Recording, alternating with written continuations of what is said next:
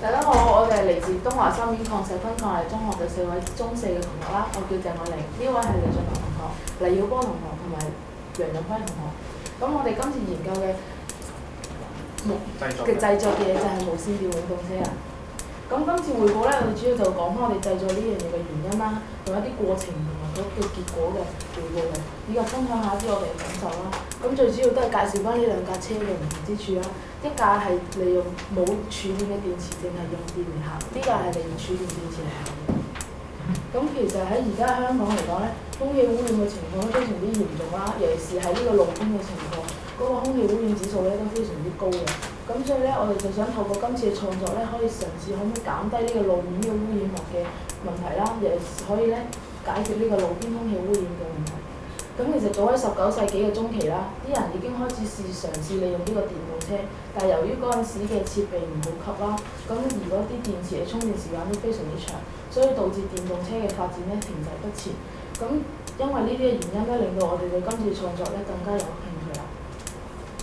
咁呢個就主要首先係永動車佢嗰一個概念啦，呢啲都係啲嘅永動裝置啦。佢嘅原理就係希望利用自己嘅能量俾翻自己自給自足。嗰個重點就係佢無需要能量啦，但係其實我哋上網亦都揾到資料咧，其實係呢樣嘢係冇可能嘅。咁所以我哋最主要都係攞翻圖中嘅一啲概念啦，希望唔係淨係冇用能量啦，只係用啲可再生嘅能源，唔好浪費一啲不可再生其他嘅能源。咁而家我哋揾資料嘅途中咧，亦都發覺咧喺荷蘭一間嘅工作室咧，佢設計過一個智慧型嘅高速公路啦，佢係具備一啲夜光照明啦、動力學測、交互感應燈同埋感應車路等嘅功能嘅。而呢條智慧型公路嘅電動車專用設計咧，係可以喺個電動車行駛嘅時候咧，一路幫架車自動充電，非常之環保而且節能減碳。咁講翻呢個無線電傳送嘅原理先啦，咁佢嘅原理其實就好似一個變壓器咁樣，好似呢幅圖，佢由呢個主線圈嗰度擺咗啲交流電入去，佢就會產生一個交流嘅磁場啦，而另一個線圈咧就會擺喺我哋嘅裝置入面啦。咁佢接收咗呢個交流磁場咧，就會產生一個感應嘅電壓啦，將呢個電磁場嘅能量咧轉換為可以俾我哋電子產品或者充電電池所使用嘅電力啦。咁其實喺我哋居住嘅環境入面咧，亦都有好多可以利用嘅可再生能源啦，例如太陽能、風能、水能等等啦。而今次我哋設計咧就會運用呢個太陽能板，將太陽能轉化為電能，然後再將呢個電咧透過無線電傳送去我哋嘅車度啦，去解決呢個車一路行嘅時候嗰個時間短，但係叉電時間長嘅問題啦。跟住之後交俾另一位同學介紹。好，多謝晒呢位同學。好，大家好，我嚟介紹翻我哋製作呢個無線電永動車嘅材料有咩啦。首先咧，呢度有太陽能板啦，而呢下面咧我哋有逆轉器啦，然後架路軌上面我都有無線電嘅傳送器啦，我哋都會有無線電接收器，以及汽車電池同埋兩架模型車以及我哋路軌嘅。咁我先介紹翻我哋嘅永動車 A 咧，就係呢一架嘅。喺我哋模型車上面咧，係喺個底部已經加收咗一個無線電嘅接收器啦，係喺透過模型路軌上面我哋鋪排嘅無線電發射器嚟傳送電力嘅。而佢嘅電力係係由我哋由太陽能啦所接收嘅能量傳去汽車電池啦，再通過我哋嘅逆轉器喺轉換即電之後咧，可以通過路軌上面嘅無線電嘅發射器咧，可以傳輸俾我哋嘅車。而我哋呢個可以令到我哋架車咧不停喺呢個路軌上面行走嘅。好啦，呢度除咗多有個實物圖，呢度可以有個實物喺度啦。而呢度咧就係我哋 A 無線電永動車 A 嘅嗰個路軌嘅。而呢上面咧就好多個無線電嘅發射器啦。而架車就可以喺個路軌上行。而如果我哋架車當初設計咧，佢本身係冇一個儲電嘅裝置嘅，所以佢啲能量咧全部係由路軌上面俾佢嘅，所以佢先可以喺路軌上不斷行走。之後咧，我哋都有一個短片啦，即係實際嘅運行情況啦。大家可以睇下架車已經喺個路軌上自動咁行走啦。但係大家可能會諗點解係窒下咁樣慢慢咁樣行咧？而其實因為我後尾都諗過嘅，其實因為佢本身冇電池嘅緣故啦，所以佢嘅能量完全係靠路軌上面啦。然後佢嘅通過路軌上面嘅發射器咧，俾佢電能，所以一個發射器咧，其實佢不停咁交換咧，所以佢個行駛嘅情況咧會非常之有少少實嘅。好，呢個係我哋永動車 A 嘅運作結果啦。我哋認為我哋呢架嘅永動車 A 喺運作嘅情況咧已經係達到我哋嘅預期啦。而我哋嘅永動車已經可以喺個路軌度自動咁行駛啦，但係美中不足咧就係大家都睇到啦，頭先嘅片度都係行下窒下嘅，所以咧我哋之後都有考慮過，都有諗過方法解決啦，但係可能佢原因啦，由於每一個線圈佢嘅個線圈數量啦，或者佢上面嘅磁片嘅大細咧，或者厚薄咧係完全唔一樣嘅，以及咧佢本身我哋設計係冇儲電嘅裝置，所以佢嘅電池咧係完全靠路軌啦，所以先會令到永動車行得咁唔順暢嘅。好啦，跟住由另一位同學介紹翻我哋嘅優化工程啦，以及我哋無線電永動車 B 嘅詳細介紹嘅。大家好，我係主要介紹翻呢個無線電永動車 B 嘅，即係呢部啦，嗰個優化工程嘅。我哋為咗改善嗰個無線電永動車嗰時嘅行駛個唔順暢嘅情況啦，我哋將個路軌啦同埋無線電永動車進行咗少少嘅改裝嘅。我哋將個路軌上嘅無線電嘅傳送器啦移除咗啦，做緊4個要充電嗰時用嘅。呢個路軌上邊啦，我哋裝咗呢個閘杆啦，可以俾部車停落嚟嗰時充電，同埋然之後再行駛嘅。另外無線電永動車 B 咧，我哋加咗一個儲電嘅裝置。另外，我哋要設計一個遙控器啦，可以控制呢部無線電永動車 B 嘅，可以減少個無線電永動車運行嗰時帶來啲唔順暢嘅情況啦。我哋一個遙控器啦，跟住呢個元件咧，我哋係用一個 C 編寫一個程式嘅，佢主要顯示翻啲秒數啊，同埋控制一個無線電永動車 B 嘅，同埋一啲功能啦，同埋控制一個路軌上邊個閘杆啊等等嘅。跟住呢個就係無線電永動車 B 嘅遙控器嘅線路圖啦。跟住大家可以見到呢個就係開關，跟住經過呢個起震器可以穩定翻呢個數據，再經過我哋預設嘅一啲程式啦，通過一個放大器啦，可以顯示翻啲秒數啊咁樣俾我哋睇嘅。跟住呢個我哋係新增個無線電永動車 B 嘅一個儲電功能啦。大家見到有4塊嗰啲咁嘅傳送器啦，可以直接將啲電傳送到4粒電池，咁樣可以大大縮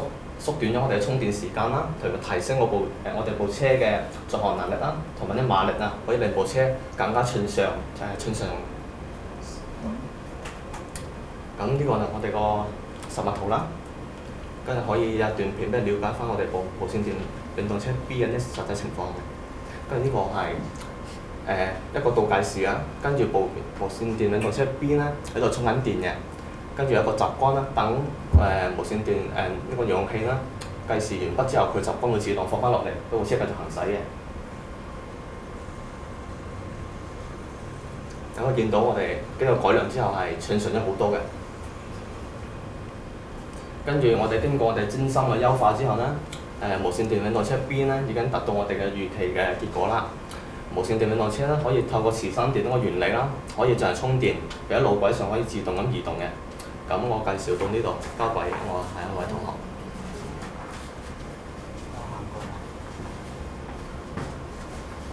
跟住落嚟咧係我哋今次實驗研究結果嘅總結嘅感想咧。我哋今次製造無線電永動車時候遇到啲困難咧，包括有電池方面嘅問題啦。跟住呢個電池方面，因為我哋之前研究過程中都發現到都出現咗電池爆炸嘅問題啦。跟住所以我哋先用之後就係改良之後用鋰電池代替我哋之前用嘅嗰嚿電池。因為咧呢啲無線電傳送器嘅同埋接收器，佢本身係用翻於手機充電上面嘅功效，同埋而且手機上面嘅鋰電池咧就比較穩定同埋安全啲，所以我哋之前先至用翻嗰啲手機上面鋰電池。跟住咧係我哋無線電傳送器之間擺放嘅距離咧，因為我哋之前都做過實驗，一個傳送器同埋另一個傳送器之間都隔咗一定距離，跟住擺架無線電永動車 A 咧擺喺第一個接收傳送器上面，跟住實驗結果出現發覺個架車係第一塊板之間就到達唔到另一個傳送器上面。所以我哋改良之後，先至將呢啲傳送器鋪滿晒喺嗰啲路軌上面，以達至車係避免車上就係路軌上面開嗰陣接收唔到呢啲唔順暢嘅問題。跟住係無線電力接收器同埋無線電力傳送器之間問題，即係我哋呢個遙控器同埋運動車 B 之間嘅接收問題。我哋之前都實驗都做過，佢哋之間接收嘅最多距離就係10米左右。我哋都發現到呢兩架裝置之間，佢哋接收嘅距離越短，之間嘅干擾都會越少。是嗰架運動車 B 嘅行駛時候都係更加嘅順暢穩定。所以我哋先至將呢個遙控器擺放喺路軌側邊。跟住落嚟係我哋今次嘅研究對無線電運動車嘅期望啦。我哋今次構思咧，主要係希望用無線電傳送力嘅技術解決電動車嘅電池問題咧。之後如果可以係日後繼續研究嘅話，我哋會嘗試以無線電力傳送嘅方式收集電動車在行駛時候，跟住呢多發電機產生多餘電力，跟住將呢啲多餘電力就應用其他車上面，以達至環保嘅效果。跟住呢啲係我哋係網上啲資訊嘅嗰啲資源，跟住呢個係我哋會報嘅咁多方面就係可以係，跟住可以我哋而家介紹下啦，示範介紹一下呢個車嘅行駛先啦。咁首先呢個係嗰個永動車 A 啦，咁其實佢本身底嗰度咧有4塊嘅接收板啦，咁佢就會經過呢個路軌鋪滿咗嘅傳送器嘅時候咧，佢就會接收到電就會行，接收到電就會行咁樣。但係雖然佢行到，但係佢依然會有少少棘啦。咁跟住係啦，呢個就係我哋嘅無線電永動車 B 啦。咁經過改良之後咧，其實佢本身有個儲電嘅裝置啦。咁所以好似頭先咁講咧，同呢架車嘅速度啊，或者佢嗰個行駛嗰陣時嗰個順暢度係完全唔同啦。佢係可以經過控制咧，係可以同普通嘅遙控車差唔多，行得非常之快啦。咁而當我停喺呢度嘅時候，就經由呢一個嘅遙控器控制啦，可以喺呢度嗰度慢慢充電，充夠電嘅時候咧，就可以自動行駛，咁就可以解決咗呢個接收不足嗰個嘅問題啦。呢個係計緊時係啦，咁佢哋就有手動嘅控制，另外就係自動嘅模式啦。咁佢嗰個遙控器嘅話，咁佢自己架車佢一夠嗰個計時到咗啦，咁佢嗰個閘杆就會自動放翻落嚟啦，咁架車就會自動行駛。咁佢我哋而家喺呢個路軌啦，其實我哋都試如果可以咧，可以擺喺其他嘅條件上面咧，咁就可以利用一個嘅